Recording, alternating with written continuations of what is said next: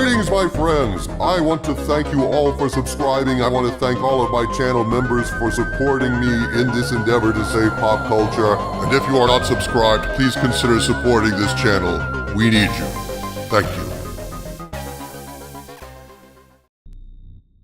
My friends, I have seen the Fantastic Four trailer, and all I can say is, son of a bitch, Fantastic Four fans are getting screwed over again. I have been a fan of the Fantastic Four all my life. I would argue that the Fantastic Four comic book run in the 60s was the most important and vital comic book run in history. It laid the groundwork for much of the Marvel Universe. It was a vital explosion of pop culture genius, the likes of which had never been seen before. A vigorous big bang of creativity that spawned an entire universe. So why the hell can't anyone make a movie and get it right? This teaser trailer does get it right in some ways, and that's what's so incredibly frustrating about it.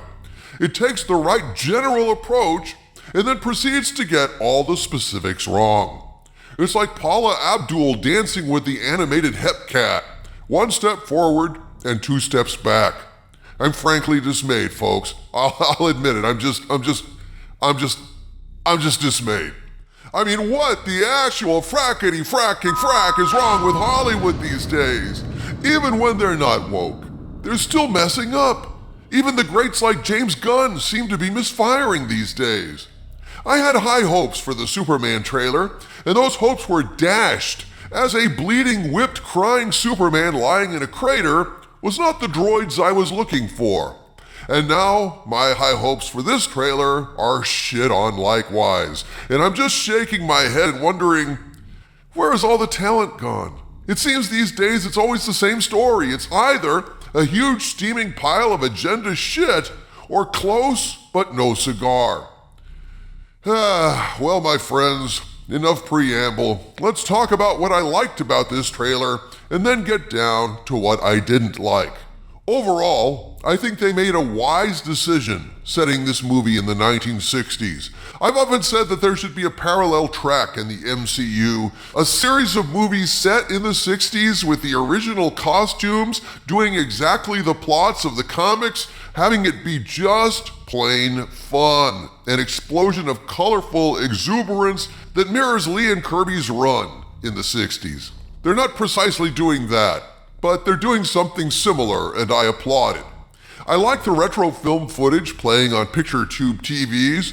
I like the interesting design aesthetic, like turning Herbie's eyes into reel-to-reel computer tapes. I like the weird car, the Baxter building. I love the many ways in which the trailer feels retro, the font, the colors, the logos. The thing I love the most about this trailer is the fact that Galactus is clearly in it, and thank God he is not a cloud. Anytime you have a cloud as a villain, your movie is DOA, so at least they dodged that bullet. Right there, this movie gets that right. Galactus has his amazing giant war helmet. He looms over New York as he should. This is something it appears they got completely right, unless Galactus is a woman, or a giant of color. I noticed we didn't see his face, so I don't put anything past Feige. He might well find a way to completely destroy this thing with one wrong decision. Although really, it seems to me like already he's destroyed this thing with 4 fantastically wrong decisions. Folks, the casting in this movie seems extremely poor to me. In fact, the more I watch the trailer, the more I become convinced that the casting is a disaster all the way around. I am just not feeling any chemistry in the cast whatsoever. Sue Storm is neither drop-dead gorgeous, nor is she particularly personable. She seems too old to be Sue Storm, frankly. Like she's in her mid-30s, maybe low 40s. She seems way too mature and staid for the part. The Thing looks pretty damn good. I gotta give it to him. I think The Thing looks fine. I've heard some complaints about it, but I liked looking at him. Though I've never been a fan of The Thing wearing a costume, but I guess it was a thing in later issues of the comics, so I'll let it go. But the voice is just awful. Just completely wrong. And not only that, the way Ben Grimm behaves is completely wrong as well. Why in God's name did they devote so much time in this teaser trailer to the Ben Grimm cooking show with Herbie the robot? Because it's homey and warm? The thing is not supposed to be homey and warm. He's a grumbling, bitter, brusque sort of character, not one noted for his gentle patience. And yet here he is so very careful not to hurt the robot's feelings while cooking sauce? Seriously? You do get a very nice moment with the thing in his trench coat and fedora, wandering the streets, perhaps stalked by the Yancey Street gang in one shot, seeing his reflection in the window of a shop playing footage of him and Reed before the space mission that would change their lives, but whenever he talks, it just ruins the whole effect. I mean, what genius thought that the thing should just have a normal voice? His unfiltered voice is a huge mistake. I know Marvel was thinking, hey, everyone's going to expect Ben Grimm to sound all gravelly, so let's go against type and make his voice really blandly mild, soft, and thwart expectations. But you know, sometimes expectations are good. Sometimes there are reasons for expectations, and they should not be thwarted. Like when you're invited to a birthday party, it's expected you'll bring a present, and so it's best to bring a present. When you're invited to a state dinner at the White House, it's expected you won't wear cutoffs, flip-flops, and a t-shirt. And you know what? That's a good expectation. The thing doesn't sound like the thing should, and that's a glaring mistake that I hope they will correct. But the worst thing about the casting, and about this trailer itself, is Pedro Pascal as Reed Richards. You know, I hate to harp on it. I really do. And although I like Pedro Pascal, I think he's a great actor, I knew the minute they announced his casting as Reed Richards that this Fantastic Four movie was doomed. He's so utterly and completely wrong for this role, it boggles the mind. And I tell you, seeing him now in this trailer, in the role, my mind has not changed in the slightest. Look at him, standing next to Sue. Their interactions in this trailer seem really strained to me. Like they're putting up a front at a faculty reception, trying to appear like a happy couple when they're having George and Martha level drunken rows at home behind tightly closed doors. And holy shit on a Botox syringe, Reed is looking a bit crusty in some shots. Are they going to digitally smooth him over a bit?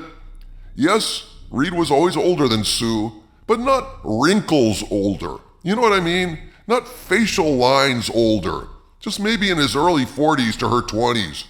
Reed is a scientist, not a gaucho, and that mustache is in no way Reed Richards. Reed doesn't give a shit about his appearance. He's not going to cultivate a mustache. He's not going to groom and nurture a mustache. He's not the kind of guy to cultivate a machismo. He's an egghead who will spend all day engrossed in the problem of creating a machine that produces a perfect cup of coffee every time, and he'd spend days before that formulating an equation to define mathematically what a perfect cup of coffee is. Reed and Sue have zero chemistry in this trailer. Absolute zero. I don't find her interesting or attractive, and I don't find him to be, well, anything in this. Not brilliant, not funny, not quirky. Pedro Pascal is just there, a placeholder in search of a character. And Johnny Storm, jeez, who's the invisible one here? I don't know what to say about Johnny because he's almost not there at all. Where's the youthful cut-up obsessed with racing cars and girls? To be fair, this actor got almost nothing to do in this trailer, but looking at him, I don't get Johnny Storm except when he's on fire. You know, Johnny was supposed to be the kind of kid that has big perfect hair, always playing pranks on the thing. Oh, but that's right. We couldn't show any scenes like that between Johnny and the thing. We had to cut that to make room for cooking with Herbie and Ben. If that dynamic between Johnny and Ben is still in the movie, it's hard to tell. There's certainly no evidence of it here. You know, I was really hoping for something great here.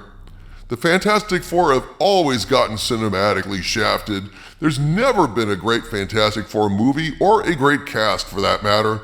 The best one was the Roger Corman Fantastic Four movie he made and never released in order to hold on to the rights. And you know what?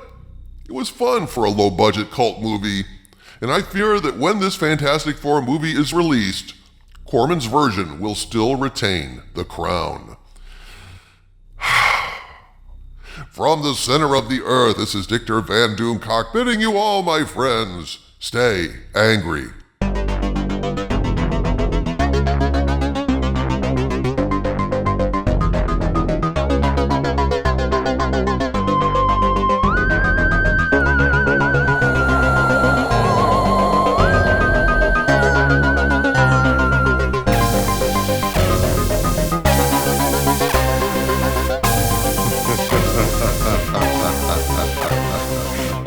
Ha ha ha ha ha ha ha ha ha ha.